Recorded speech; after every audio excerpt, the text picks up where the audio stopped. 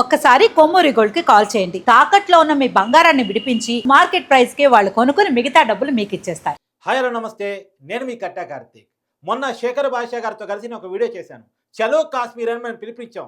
కాశ్మీర్ భారత భూభాగం, ప్రతి భారతీయుడు చూడదగ్గ ప్రదేశం. పాకిస్తానోడు కాశ్మీరు భారతీయుడు వెళ్లకుండా చేయటం కోసం, భయపెట్టడం కోసం ఏదో ప్రయత్నం చేస్తున్నాడు. మనం భయపడాల్సిన అవసరం లేదు. ఖచ్చితంగా ఇప్పుడు భారత సెక్యూరిటీ చాలా హెవీగా ఉంది. మొన్న అనుకోకుండా భారతీయ దుస్తులో పిరికి పందలాగా వచ్చేసి వాడు దాడి చేయగలిగాడు, కానీ డైరెక్ట్గా వచ్చి మన మీద దాడి చేయగలిగే కెపాసిటీ వాడి దగ్గర లేదు. ఖచ్చితంగా తెగించి మన భూభాగమైన కాశ్మీర్కి ప్రతి భారతీయులు వెళ్ళాలని చెప్పేసి పిలుపునివ్వడం జరిగింది. దానికి చాలామంది కూడా స్పందిస్తూ ఉన్నారు, చాలామంది కామెంట్ చేస్తూ ఉన్నారు, ఫోన్లు చేస్తూ ఉన్నారు. ఖచ్చితంగా మేము కాశ్మీర్ వెళతామని చెప్పేసి వాళ్ళు చెప్తా ఉన్నారు. ఇది పక్కన పెడితే కాశ్మీర్ చుట్టూ వివాదం నడుస్తూ ఉంది. పాకిస్తాన్కి సంబంధించినటువంటి అగ్రనాయకులు ఒక్కొక్కరుగా కాశ్మీర్ మీద కామెంట్ చేస్తూ ఉన్నారు. ఇప్పుడు లేటెస్ట్గా వచ్చినటువంటి ఒక సమాచారం కూడా, పాకిస్తాన్ ప్రధానమంత్రి ఏకంగా కాశ్మీర్ మీద కామెంట్ చేశాడు. కాశ్మీర్ మా జీవనాడి అంటూ కూడా పాకిస్తాన్ ప్రధానమంత్రి కామెంట్ చేయటం మనం వార్తల్లో చూస్తూ ఉన్నాం. కాశ్మీర్ వాళ్ళ జీవనాడి ఏంటి అసలు? కాశ్మీర్ మా జీవనాడి అని చెప్పేసి పాకిస్తాన్ ప్రధానమంత్రి చేసిన వ్యాఖ్యల మీద మన మధ్యనే శేఖర్ భాష గారు ఈ ఉగ్రదాడి జరిగినటువంటి ప్రదేశాన్ని కూడా సందర్శించి వచ్చారు. ఆ ప్రదేశానికి సంబంధించిన విషయాల మీద, కాశ్మీర్ ఎవరిది అనేటువంటి విషయం మీద మనం చర్చించుకునే ప్రయత్నం చేద్దాం. సార్ నమస్కారం. చర్చ లేదు, అసలు చర్చే లేదు. కాశ్మీర్ భారత్ది. యాక్చువల్గా పాకిస్తాన్ వాడు కూడా కాశ్మీర్ నాది అనే ధైర్యం లేదు వాడికి. వాడు కాశ్మీర్ని ఆజాద్ చేస్తాం. ఇప్పుడు మన కొత్తగా కొద్ది పల్లవి ఎదుర్కొన్నాడు. కాశ్మీర్ నా జీవనాడు అంటాడు ఒకడు, కాశ్మీర్ ఏమో నరం అంటాడు ఇంకొకడు. వాడు ఏమన్నా వాడు బేసికలీ వాడి రాజ్యాంగం ప్రకారం కూడా, మన రాజ్యాంగం ప్రకారం ఏంటి, మన 370 తీసేసిన తర్వాత కంప్లీట్ గా ఎటువంటి undisputedly Kashmir is ours including PoK. అవును, అది కంప్లీట్ గా మంది, దీంట్లో ఎటువంటి డౌట్ లేదు మన దాని ప్రకారం. కానీ దాని ప్రకారం వాడి క్లారిటీ ఉండాలి కదా కనీసం. పాకిస్తాన్ రాజ్యాంగం ప్రకారం ఏంటి, కాశ్మీర్ అనేది ఒక ఇండిపెండెంట్ దేశం కావాలని వాళ్ళ కోరిక తప్ప కాశ్మీర్ని మళ్ళీ కలుపుకోవాలి అనేది బయటికి ఎక్కడా చెప్పరు. ఎందుకు అంటే చెప్తే మళ్ళీ ఐక్యరాజ్య సమితి ప్రాబ్లం అవుతుంది. అవును, వాళ్ళ లెక్క ప్రకారం కూడా కాశ్మీర్ ఆజాద్ అవ్వాలి. అవును, ఇండియా నుంచి ఆజాద్ నక్కపోతే సార్ ఎప్పుడు ఏ స్టేట్మెంట్ ఉండదు, క్లారిటీ ఉండదు. అని వాళ్ళు పెట్టుకున్న పేరు ఏంటి తెలుసా? ఇప్పుడు మనం పెట్టుకున్న పేరు జమ్మూ అండ్ కాశ్మీర్ అట్లా కదా, వాళ్ళు దానికి పెట్టుకున్న పేరు ఆజాద్ కాశ్మీర్. సో బేసికల్లీ మనం ఈ కాశ్మీర్లో పిఓకే అని చెప్తాం కదా, వాళ్ళు దానికి ఆజాద్ కాశ్మీర్ అని పేరు పెట్టుకున్నారు. దానికి పాకిస్తాన్ రాజ్యాంగం వర్తించదు. దానికి సపరేట్ ప్రధాన మంత్రి ఉంటాడు. మీరు గమనించండి, అది కనుక పాకిస్తాన్లో అంతర్భాగం అయితే దానికి రాష్ట్రం అయి ఉండాలి, అది ముఖ్యమంత్రి అయి ఉండాలి. కానీ అది దేశము, దానికి ఒక దేశాధినేత అంటే ప్రధానమంత్రి, వజీర్ ఆజం అంటారు. పాకిస్తాన్కి ఎలా ప్రధాని ఉంటాడో పిఓకే కూడా అలా ప్రధాని ఉంటాడు. దాని అర్థం ఏంటి, అది వేరే కంట్రీ అని వాళ్ళే ఒప్పుకున్నారు. ఇవాళ వచ్చి ఇది నాది, ఇది నీది కాదు, ఇవన్నీ సొల్లు కబుర్లు. ఊరికే అక్కడ ఉండే వాళ్ళ జనాల ఓట్లు పొందడానికి ఇవన్నీ కూడా. సార్ ఇది చాలా క్లియర్ గా నేను డే 1 నుంచి వాదిస్తూ వస్తున్నాను. పాకిస్తాన్ లో అంతర్గత కలహాలు ఉన్నాయి. అక్కడ ప్రధానమంత్రి మీద ప్రజలు తిరుగుబాటు చేస్తున్నారు. వాళ్ళని జొజ్జరు కొట్టడానికి చేసే ప్రయత్నం ఇది. ప్రధానమంత్రి మీద కాదు, ప్రధానమంత్రి మీద సైనిక తిరుగుబాటు ఉంటుంది. బేసికల్లీ సైనికుల మీద జనాలు తిరుగుబాటు ఉంటుంది. అవును, అక్కడ నువ్వు ఇప్పటిదాకా ప్రధానమంత్రి ఆ మంత్రి మాట్లాడిన మాటలు విన్నావు, కానీ వాళ్ళ జనాల మాటలు వినాలి. ఎవరు నిన్న పోయి జనాల దగ్గర కాశ్మీర్ కిస్కా హై అంటే కాశ్మీర్ కా హై అంటాడు. అంటే అలా కాదు, ఓ బోల్ రా కాశ్మీర్ హమారా హై, హమారా వజీర్ ఆజం, మన ప్రధానమంత్రి చెప్తున్నాడు మంద కదా అంటే, మందే, అరే తినడానికి తిండి లేదు, తాగడానికి నీళ్లు లేవు, ఇప్పుడు అదేందుకురా మనకి, కాశ్మీర్ అయితే భారతదేశంది కదా, 70% వాళ్ళ దగ్గర ఉంది, 30% మన దగ్గర ఉంది. అది అంటే ఇంకో ఆవిడ వచ్చింది. అంటే పాపం ఒక ఆవిడ, పెద్ద ఆవిడ, పాకిస్తాన్ మనవరాలను మనవాడిని ఎత్తుకోనుంది. ఆడికి చెడ్డి కూడా లేదు, జారిపోయింది.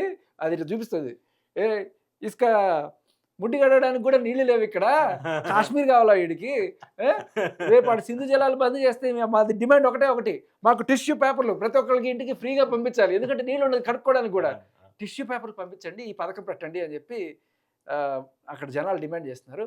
సో బేసికలీ పాకిస్తాన్ అనేది ఒక టిష్యూ పేపర్, అంటే వాడి పడేసిన టిష్యూ పేపర్లా తయారైంది ఇవాళ. చెప్పాలంటే, ఇంకా కరెక్ట్గా చెప్పాలంటే, ప్రపంచంలోనే అన్ని దేశాల గొప్పతనాన్ని చెప్పేది వాళ్ళ పాస్పోర్ట్. సో భారతదేశానికి ఒక డీసెంట్ వాల్యూ ఉంది. ప్రపంచం అన్ని దేశాల్లోకి వరస్ట్ పాస్పోర్ట్ ర్యాంకింగ్ దేనికో తెలుసా? పాకిస్తాన్ అనేది ఒక దేశంగా కూడా గుర్తించేది ఇప్పటికీ ఇజ్రాయెల్. అది వాళ్ళ సరే పాకిస్తాన్ వాళ్ళు ఊరికి తాటాకు చప్పులు తప్ప చేసేది ఏమి లేదు. కొన్నాళ్ళు ఎయిర్ స్పేస్ బ్లాక్ చేస్తారు, ఇది చేస్తారు. ఇప్పుడు చెరువు మీద అలిగితే చెడేది ఎవడంటే వాడే. అవును.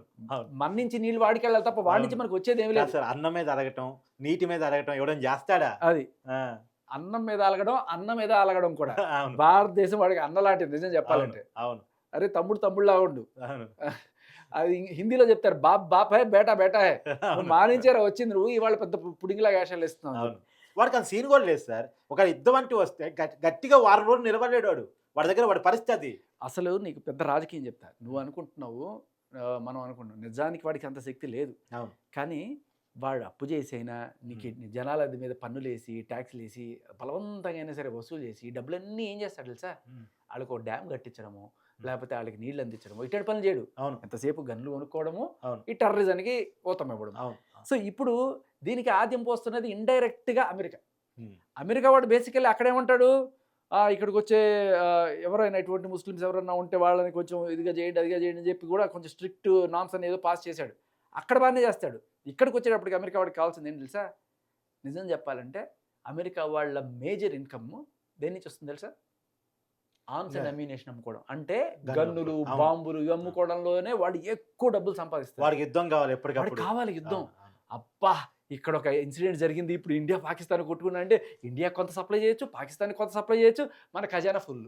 ఇప్పుడు రష్యా ఉక్రెయిన్ యుద్ధంలో కూడా ఉక్రెయిన్ సప్లై అంతా అమెరికాదే కదా. అదే అంటున్నా, హ్మ్. వాళ్ళ దగ్గర నుంచి డబ్బులు పొందడం అంటే ఇప్పుడు భారత్ కూడా ఎంతో కొంత వాళ్ళ దగ్గర నుంచి తీసుకుంటుంది. హ్మ్. అండ్ అలాగే పాకిస్తాన్ కూడా మేము ఇస్తాం. ఇదిగో మీకు ఇస్తాం, ఇద్దరు కొట్టుకుంటారా, కొట్టుకొని మన చావండి. పైకి మాత్రం ఎదురు కొట్టుకోరు. ఆ, ఆ. అది ఇంటర్నల్ గా వాడే సప్లై చేస్తాడు. ఈ రెండు అసలు దేశాలు. ఇంకోటి కూడా సార్, నిన్న పాకిస్తాన్ డిఫెన్స్ మినిస్టర్ కూడా ఒక విషయాన్ని ఒప్పుకుంటూ మేము ఉగ్రవాదాన్ని సపోర్ట్ చేసిన మాట వాస్తవం, మేము ఫండింగ్ ఇచ్చిన మాట వాస్తవం. కారణం దేవుడు, అమెరికా బ్రిటన్ కోసం ఈ పని చేశాము. అమెరికా బ్రిటన్ ఒకనాడు సోవియట్ యూనియన్ ఓడించడం కోసం మమ్మల్ని ఒక ఆయుధంగా వాడుకొని మాకు ఉగ్రవాదాన్ని అలవాటు చేశారు అని చెప్పేసి ఒక విషయాన్ని ఒప్పుకున్నాడు. సరే ఇప్పుడు సంబంధం లేదని వాదిస్తూనే ఒక విషయాన్ని అయితే ఒప్పుకున్నాడు. అది అంటే మరి ఉగ్రవాదులందరూ అక్కడే ఉన్నప్పుడు పాకిస్తాన్లో దాడులు ఎందుకు జరుగుతున్నాయి? పాకిస్తాన్లో చర్చిలు లేకపోతే పాకిస్తాన్లో కొన్ని పేలిపోతాయి, మసీదులు కూడా పేలిపోతున్నాయి కొన్ని. అవును. ఎందుకు పేలుతున్నాయి?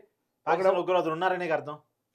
ఆహా, ఆ ఉగ్రవాదులు లేజీ, బాగా సోమరిపోతులైన ఉగ్రవాదులు ఎక్కడికో వెళ్ళి వేసుకుంటారు, ఎక్కడ వేసుకుందాం అక్కడే వేసుకుంటున్నారు వాళ్ళు. అటువంటి ఉగ్రవాదులు కూడా తయారయ్యారు. బట్ ఏదేమన్నా ఇక్కడ ఈ పాకిస్తాన్ విషయం కాసేపు పక్కన పెడదాం. కాశ్మీర్లో బైసరన్ వ్యాలీలో 26 మంది చావుకి కారణమైన ముగ్గురు తీవ్రవాదులు ఎవరైతే ఉన్నారో, నలుగురు సార్, నలుగురు, ఆ. ఆ నలుగురు తీవ్రవాదులు ఎవరైతే ఉన్నారో వాళ్ళు పాకిస్తాన్ నుంచి వచ్చారా, లేదు ఈ కాశ్మీర్లోనే తయారు చేయబడ్డారా? ఓకే. ఓకే, అసలు వాళ్ళకి గన్నులు ఎక్కడి నుంచి వచ్చినాయి, వాళ్ళు కాల్చిన బుల్లెట్ ఏదైతే ఉందో ఆ బుల్లెట్ నంబర్ని బట్టి ఆ బుల్లెట్ సప్లై చేసింది ఎవరు, ఆ గన్ ఎవరిది, ఆ గన్ ఇండియన్ ఇదే లేకపోతే పాకిస్తాన్ గన్నా లేదా వేరే దీనికి దేశానికి సంబంధించిన డీటెయిల్స్ ఇప్పటిదాకా మనకి బయటికి రాలి. ఫస్ట్ పాయింట్ ఇది అయిపోయిన తర్వాత కాశ్మీరీలందరూ కూడా నాకు తెలిసి నేను వెళ్ళినప్పుడు ఒక నిమిషం సార్. ఇది నా ఫ్యామిలీతో మొత్తం నేను వెళ్ళాను. మ్మ్. వీడు మా బ్రదర్ కొడుకు, వీడు బొడ్డోడు, మ్మ్. వీడిని తీసుకుని వెళ్ళి అక్కడ భరత్ మాతకి జై అని గట్టిగా అరిచాం మేము. మ్మ్. సో అది అరవడం ఒక కిక్కు. ఇది కార్గిల్, మ్మ్. నాన్న ఆర్మీలో పనిచేసిండే. సార్ అక్కడ భారత మాతకి జై అంటున్నప్పుడు అక్కడ కాశ్మీరీలు సగటు కాశ్మీరీ ఫీలింగ్ ఎలా ఉంటుంది? అసలు ఏం లేదు.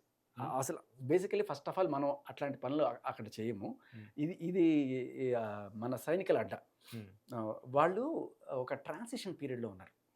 ఎలా అంటే మనం అలా అన్నప్పుడు కొంతమంది అంటే లేనిపోని ఇవన్నీ ఎందుకు డేంజర్ ఇన్వైట్ చేయడం అని చెప్పి చెయ్యరు. కానీ బట్ ఇవాళ రేపట్లో సిచ్యువేషన్ ఎంత మారిపోయిందంటే ఆర్టికల్ 370 తీసేసిన తర్వాత రోడ్లో ఇండియా జెండా పట్టుకొని చాలామంది ముస్లిం సోదరులు వచ్చి హిందుస్థాన్ మేరీ జాన్ అని చెప్పి అరుస్తున్నారు, నినాదాలు చేస్తున్నారు.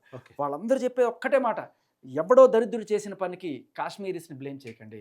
నిజంగా Kashmiris such a lovely hospital people. నిజంగా చెప్తున్నా, కాశ్మీరీస్ నాకు భలే నచ్చేశారు. నువ్వు ఎవరైనా సరే వెళ్ళిన టూరిస్ట్ ఎవరినైనా అడుగు, వాళ్ళు నిజంగా వాళ్ళ ఫ్యామిలీ మెంబర్. ఇప్పుడు వైజాగ్లో కూడా ఎవరైతే బాధిత కుటుంబం ఉందో ఆ కుటుంబం కూడా చెప్తుంది, మమ్మల్ని చంపేసింది ముస్లిమ్స్ నో డౌట్, అదే క్రమంలో మాకు సపరేట్ చేసి మమ్మల్ని తీసుకొచ్చిన ఎయిర్పోర్ట్ తీసుకొచ్చి మాకు అన్ని చేసింది కూడా ముస్లిమ్స్. అందరినీ ఒకే ఘాట్ని కట్టాలని మా ఉద్దేశం కూడా వాళ్ళు కూడా అదే కోరుకుంటున్నారు. కరెక్ట్. అసలు ముస్లిం అనే పదం వాడద్దు. ఎందుకు చెప్తానంటే ఇప్పుడు రెండో ప్రపంచ యుద్ధం రావడానికి కారణం ఏంటి తెలుసా? ఒక ఆస్ట్రియన్ రాజుని ఒక పక్క దేశం వాడేవాడు చంపాడు. ఓకే, ఆడి పేరు సుబ్బారావు అనుకుందాం. ఈ సుబ్బారావు అనేవాడు ఆస్ట్రియన్ కింగ్ని చంపాడని చెప్తే ఏ గోళం ఉండేది కాదు. సుబ్బారావుని చంపింది ఫలానా దేశస్థుడు, ఫలానా దేశస్థుడు, ఫలానా కులస్థుడు, ఫలానా మతస్థుడు అని వేసేటప్పటికి ఏమైంది? కాదు ఆ ఈ దేశం పర్టి- మీదకి మారిపోయింది. ఇప్పుడు ఈ పర్టికులర్ విషయంలో కూడా సార్ ఇక్కడ గతం కంటే ఉగ్రదాడి మారిపోయింది. అవును. హిందూ అని పేరు అడిగి మరి చంపాడు చూసారా, అది దుర్మార్గకరమైనటువంటి విషయం కదా. అవును. నువ్వు హిందువా చెక్ చేయటం, ప్రైవేట్ పార్ట్ చెక్ చేయటం, నువ్వు హిందువా, నువ్వు మగాడివా, చచ్చావు. ఉమ్, అంతే. ఆ రకంగా చంపడం అనేది దుర్మార్గం. మతాన్ని ఇక్కడ వాడారు, వాళ్ళు వాడారు కాబట్టి ఇక్కడ రివర్స్ ఆలోచించాల్సిన పరిస్థితి వచ్చింది యాక్చువల్గా. అండ్ అంటే దీనికి ఒకటేంటంటే కాశ్మీరీస్ ఒక రెస్పాన్సిబిలిటీ అయితే తీసుకోవాలి. Hmm. ఈ దరిద్రపు డాష్ గాళ్ళు ఎవరైతే ఉన్నారో Hmm. వాళ్ళని ఎంత వీలైతే అంత తొందరగా వాడి వెనకాల ఉన్న నెట్వర్క్ని పట్టించాల్సిన బాధ్యత కాశ్మీరీలు. Hmm. ఎందుకంటే ఇవాళ చెడ్డ పేరు ఎవరికి వచ్చింది? అవును. కాశ్మీరీస్కి. ఎస్, ఖచ్చితంగా సో వచ్చింది. నిజంగా నాకు తెలిసి కాశ్మీర్లో చాలా 99% పీపుల్ ఆర్ జెమ్స్. చక్కగా మెహమాన్ నవాజీ అవన్నీ చేస్తారు. మనకి అతిథి దేవోభవ అనేది కళ్ళకు కట్టినట్టుగా చూపిస్తారు. నిజంగా నీకు ఊటీలోనూ లేకపోతే కొడైకెనాల్లో కూడా అంత మెహమాన్ నవాజీ కనిపించదు, కానీ వాళ్ళ దగ్గర ఆతిథ్యం అదిరిపోద్ది. కానీ ఇటువంటి ఒక దరిద్రుడు మన మధ్యలోనే ఉన్నాడు, who is the black sheep అని ఎత్తికి రాష్ట్రీయ రైఫిల్స్ పని కాదు, లేకపోతే బిఎస్ఎఫ్ వాళ్ళు కూడా కాదు, వాళ్ళకన్నా వీళ్ళు చాలా చురుగ్గా చేయగలరు. అవును, మీరు చేయలేదు. లోకలీస్ కనుక వాళ్ళని ఉగ్రవాదులను పట్టుకోగలిగి ప్రభుత్వానికి అప్పచెప్పగలిగితే రెండు పాసిబిలిటీస్ కార్తిక్. ఒకటి, వాళ్ళు బోర్డర్ దాటుకొని వచ్చినప్పుడు ఇక్కడ ఎవ్వడి సహారా లేకుండా ఉండే ప్రసక్తే లేదు. ఎవడో ఎవడో ఒకడు accommodation ఇస్తాడు. వాడికి అకామిడేషన్ ఇవ్వాలి, వాడికి ఫుడ్ పెట్టాలి, అకామిడేషన్ ఇవ్వాలి, ఇవన్నీ ఒకటి చూసుకోవాలి. సో ఆ ఇచ్చిన వాడు దరిద్రుడు ఎవడైతే ఉన్నాడో వాడిని కూడా మనం వదలకూడదు. సో ఇప్పుడు ఇటువంటి గనక జరుగుంటే, వాడు ఎక్కడి నుంచో వచ్చి ఇట్లా ఇళ్లలో ఉండుంటే వాళ్ళకి ఖచ్చితంగా తెలుస్తుంది. ఆతిథ్యం ఇచ్చింది వాడు ఒక కాశ్మీరీ.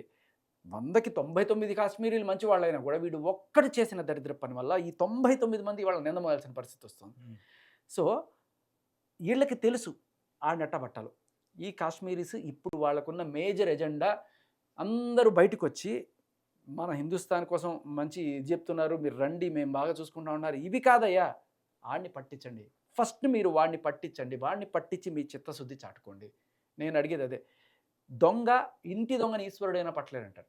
ఇప్పుడు పాకిస్తాన్ నుంచి వాడు రావడం అనేది మన సైనికుల ఇది, వాడు కనుక లోపలికి వచ్చాడు అనుకో మన సైనికుల ఫెయిల్యూర్ అది. బట్ ఇక్కడ ఎవడో ఒకడు వాడికి మొత్తం ఇస్తున్నాడంటే అది ఇంటి దొంగ, ఆడిని పట్టాలి ఫస్ట్. నేను అనేది కాశ్మీరీస్ అందరూ మంచి వాళ్ళే, కానీ ఎవడో ఒకళ్ళు ఇద్దరు ఇలాంటి వాళ్ళు ఉన్నారు, వాళ్ళని ఏరేయాలి ఫస్ట్. కలుపు మొక్కలాగా, తులసి మొక్కలో గంజాయి దీంట్లోలాగా తీసి అవతల పడేయాల్సిన బాధ్యత మిలిటరీ వాళ్ళదే కాదు, కాశ్మీరీస్ది కూడా ఉంది. కాశ్మీరీస్ చాలా గట్టిగా దీని మీద పోరాడాలి, నిలబడాలి. అది. ఎస్, అది కాశ్మీర్కి ఉగ్రవాదులు వస్తున్నారంటే ఖచ్చితంగా కాశ్మీరీ పాత్ర ఎవరో ఒకరు ఇంటి దొంగల పాత్ర ఉంటుంది. వాళ్ళకి అకామిడేషన్ ఇవ్వడం కావచ్చు, వాళ్ళకి ఫుడ్ పెట్టడం కావచ్చు, వాళ్ళకి కావాల్సినటువంటి అన్ని విషయాలు చూసుకోవడం కావచ్చు.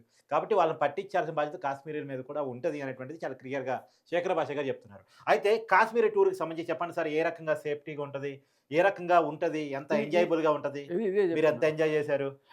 ఇక్కడికి వెళ్ళినప్పుడు అంటే ఇది బార్డర్, ఇది యాక్చువల్గా ఇది కార్గిల్ సైనిక స్థావరం. ఇది కార్గిల్లో గతంలో మనం యుద్ధం చేసాం. ఆ కార్గిల్ స్థావరం కొండల అవతల పాకిస్తాన్ ఉంటుంది. అక్కడి నుంచి వాళ్ళు వచ్చి దాడి చేయడానికి వెళ్ళినప్పుడు ఇక్కడ నుంచి ఆపరేషన్ విజయ్ మన వాళ్ళు చాలా సక్సెస్ఫుల్గా చేశారు. సియాచిన్ మీద కూడా వెళ్ళి మన వాళ్ళు చేశారు. దానికి సంబంధించిన ఏరియా, దీనికి సంబంధించి ఇంకా చాలా ఉన్న దగ్గర వీడియోస్. అసలు అక్కడ మన ఛాతి ఉప్పొంగుతుంది అక్కడికి వెళ్తే, ఆ ప్రౌడ్నెస్ ఒక భారతీయుడిగా. సో ఈ ఏరియా అంతా కూడా సైనిక పహారా గట్టిగానే ఉంటుంది. బట్ దీని వెనకాల ఏదైతే ఉందో సోన్మార్గ్ దాటి కొంచెం వెనక్కి వెళ్ళినప్పుడు అవంతా కూడా కొంత సెక్యూరిటీ అని అనిపించింది. అదే ఇప్పటికీ అది సెక్యూరిటీ కాదు సార్, అంటే కాకపోతే అనుకోకుండా జరిగిన ప్రమాదం తప్ప, అదే యాక్చువల్గా అక్కడ జరుగుద్ది అని ఊహించలే, మేబీ అనుకోవటం. అంటే అమర్నాథ్ యాత్ర స్టార్ట్ అయిన తర్వాత ఏమన్నా జరిగిద్ది అని అనుకుంటారు, కానీ వాళ్ళు వచ్చి నిరాయుధులైన ప్రజల మీద పడతారని చెప్పి ఊహించి ఉంటారు కదా. కదా కొన్ని దశాబ్దాలుగా లేదు కదా. అంటే ఇక్కడ రెండు రకాలు. ఒకటి, వాడు పాకిస్తాన్ నుంచి వచ్చాడా, వస్తే ఇక్కడ నువ్వు ఆశ్రయించావు. లేదు ఇక్కడ ఉండేవాడే, అక్కడ కోసం పనిచేసిన స్లీపర్ సెల్, అక్కడ కూడా అక్కర్లా, ఇక్కడ ఉండేవాడే ఇక్కడ ఉండే హిందువులను టార్గెట్ చేసి నాకు హిందువులు అంటే పడదు అని చెప్పి వాడి కొంతమంది విషం నింపుతారు. వాడు అలా ఇక్కడ ఉండేవాడే తయారయ్యి ఇక్కడ ఉండేవాళ్ళని చంపాడా, ఒకవేళ అది కూడా మనం పాసిబిలిటీ ఆలోచించాలి. సో ఒకవేళ కనుక ఇక్కడ ఉండేవాడిని అలా తయారు చేస్తున్నారంటే ఇక్కడున్న కొంతమంది ముస్లింల మనసుల్లో విషాన్ని నింపే ఆ దరిద్రులు ఎవరు, వాళ్ళని కూడా మనం ఎందుకంటే నువ్వు ఎప్పుడన్నా వినే ఉంటావు గజ్వాయే హింద్ అని, విన్నావు ఎప్పుడన్నా? గజ్వాయే. గజ్వాయే హింద్, ఉమ్, గజ్వా అల్ హింద్ అంటారు అరబిక్లో. ఓకే. ఇది ఉర్దూలో గజ్వాయి హింద్ అంటారు. నువ్వు గమనిస్తే చాలా చోట్ల ఈ టెర్రరిస్ట్ ఆర్గనైజేషన్ పేర్ల వెనకాల ఏదో పెట్టి ఉస్మత్ ఉల్ హింద్, అల్ ఉల్ హింద్ అని ఉంటుంది. అరే హిందువులు అంటే పడదు కదా, మరి హింద్ అని ఎందుకు పెట్టుకుంటున్నావు నువ్వు అని చెప్పి మనకు డౌట్ రావచ్చు. వాళ్ళ ఇదేంటంటే ఏ హింద్ అంటే హిందుస్థాన్ని మొత్తం మన కబ్జాలోకి తీసుకురావాలి, హిందుస్థాన్ మొత్తం ఇస్లాం చెయ్యాలి అనేది ఒక ఎప్పుడో ఎవరో మహమ్మద్ ప్రవక్త టైంలో హదీత్స్ అంటారు చూసావు, దాంట్లో గజ్వాయే హింద్లో చెప్పారు అని చెప్పిన దాన్ని వక్రీకరించి చాలామందికి ఏం చెప్తారంటే, ఇలాంటి పని చేస్తే ఒకటి నువ్వు క్రైస్తవాన్ని అంతం చేయి, లేకపోతే హిందుత్వాన్ని అంతం చేస్తే నీకు అల్లా అంత భలాకరేగా నిన్ను స్వర్గంలో వేస్తాడని చెప్పి వాళ్ళ మెదడులో తప్పుడు ఇన్ఫర్మేషన్ నింపుతున్నారు. అసలు ఏ దేవుడు సార్ మతం కొలాప్స్ చేయి, మనిషిని కొలాప్స్ చేయి అని చెప్పేది లేదు, ఎక్కడ ఉండదు. అవును. కానీ ఈ గజ్వాయే హింద్ అనే బేస్ చేసుకుని ఇది ఎప్పటి నుంచో వస్తుంది అని చెప్పి వీళ్ళ మనసులో విషయాన్ని నింపి వాళ్ళని టెర్రరిస్టులుగా తయారు చేయడానికి ఇది చేస్తారు. సో ఈ దీన్ని కూడా మనం అంతమొందించాలి. ఈ ఫస్ట్ ఆఫ్ ఆల్ ఈ మత గురువులు ఎవరైతే ఉన్నారో ఆర్ఎల్స్ మత పెద్దలు మౌలానాస్ వీళ్ళందరూ కూడా బయటకు వచ్చి అసలు ఈ గజ్వాయే హింద్ అనే దాని గురించి ఒక క్లారిటీ ఇచ్చి ఇది కాదు, మనం సామరస్యం పాటించాలి అనే విషయానికి సంబంధించిన ఇవి వాళ్ళు క్లారిటీ ఇవ్వాలి. లేకపోతే చాలామందికి ఫస్ట్ ఈ టెర్రరిస్ట్ అనేవాడు చచ్చిపోయినా పర్లేదు, నేను ఒక 4 హిందువులను చంపానంటే నాకు అల్లా జన్నత్ ఇస్తాడు. మరి నువ్వు ఆల్రెడీ జన్నత్లోనే ఉన్నావురా, కాశ్మీర్ అంటే జన్నత్ రా, అది ఎప్పుడు రా తెలుసుకునేది నువ్వు? అవును అవును, కాశ్మీర్ స్వర్గధామం కరెక్ట్ గా. మినీ స్విట్జర్లాండ్ కనబడి స్వర్గానికి ఏదో పోవాలని వాడు ఇలా కనపడే స్వర్గాన్ని వదిలేసుకుని కనపడని స్వర్గం కోసం ఎత్తుకులాటా ఉంటాడు. కనబడే స్వర్గం ఇది, రేపు ఇది పేలిందంటే వాడు డైరెక్ట్గా పోతాడు స్వర్గానికి. సో ఇదైతే మన ప్రభుత్వం చాలా గట్టిగా చర్యలు తీసుకోవాల్సిన విషయం. అండ్ అలాగే ముస్లిం సోదరులు, ముస్లిం మౌలానాసు, ముస్లిం మత పెద్దలు ఈ గజ్వాయే హింద్ అండ్ అలాగే ఇటువంటి విషపూరితమైన బీజాలు పిల్లల్లో నాటకుండా వాళ్ళు కొంత ముందుకొచ్చి చేయాల్సిన బాధ్యత కూడా ఉంది. ఎస్, మరొకసారి చలో కాశ్మీర్కి ఒకసారి మీ నోటితో పిలిపిస్తే. ఎస్, ఖచ్చితంగా ఆ విషయం కూడా చెప్పాలి కార్తీక్. ఎందుకంటే ఇప్పుడు బ్రాండ్ కాశ్మీర్ మనం ఎస్టాబ్లిష్ చేసుకోవాలి. అక్కడున్న కాశ్మీరీస్ అందరూ కూడా అదే కోరుకుంటున్నారు, మీరు రండి, మీ ప్రాణానికి మా ప్రాణం అడ్డం వేస్తామని చెప్తున్నారు.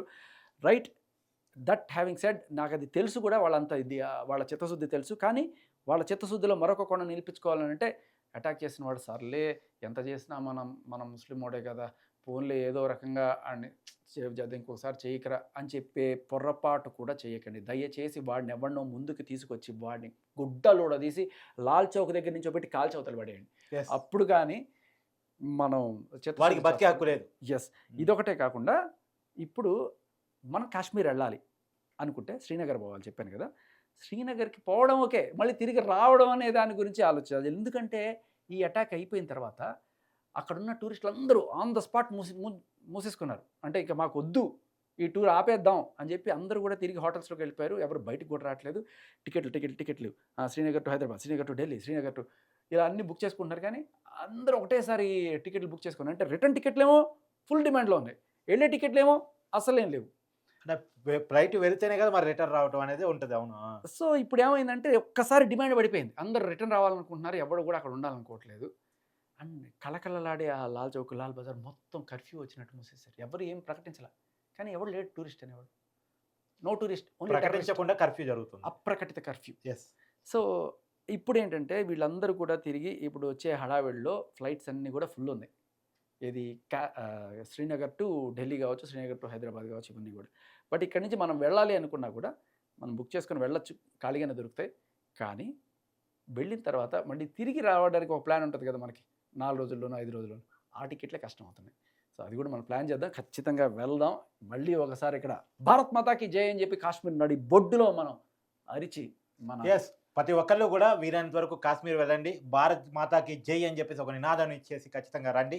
మనది కాశ్మీర్, బ్రాండ్ కాశ్మీర్ నిర్మించుకోవాల్సిన అవసరం ఉంది.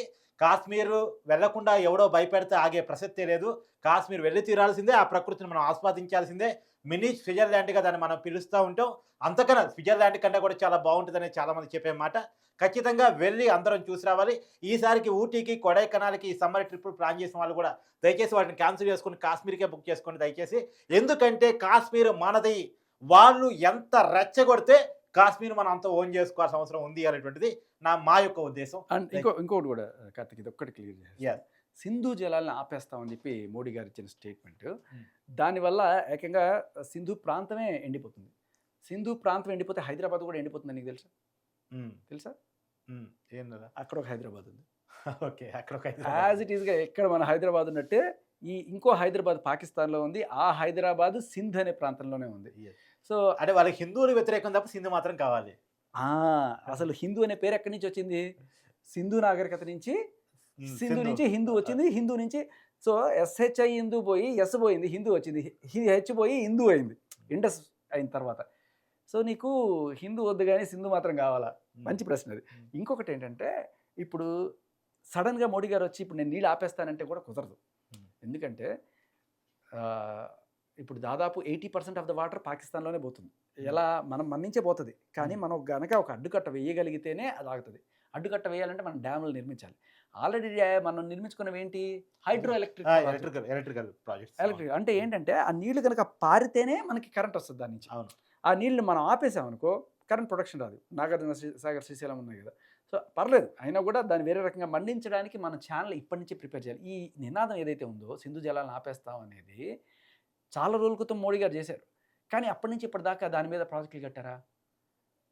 నినాదం చేయడం వేరు, దాన్ని అమలు చేయాలి. అమలు చేయడం అనేది ఎందుకంటానంటే నాకు ఎవడో పాపం ఏ రకము ఏ అభంశుభం తెలియని ఒక పాకిస్తానీ సోదరుడు అన్యాయం అయిపోయి వాళ్ళ పిల్లలకి ముడిగడుకోలేని పరిస్థితికి వెళ్ళిపోవాలని నేను కూడా కోరుకుని వాళ్ళకి మంచినీళ్ళు తాగాలి అన్నీ ఉండాలి. కానీ పాకిస్తాన్కి ఒక భయం ఉండాలి కదా. ఆ భయం కోసం మనం ఇప్పుడే ఏమవుతుందో ఇమ్మీడియట్గా మన దగ్గర స్విచ్ అయితే ఉండాలి. మోడీ గారు ఇలా స్విచ్ చేయగానే టక్ మన గేట్లు క్లోజ్ అయిపోవాలి, నీళ్ళు ఆగిపోవాలి. అక్కడ డ్యామ్ కట్టుకోవాలి మనం. ఆ స్టేజ్ ఒక్కటి కాదు, కనీసం 10-20 డ్యాములు కట్టాలి మనం.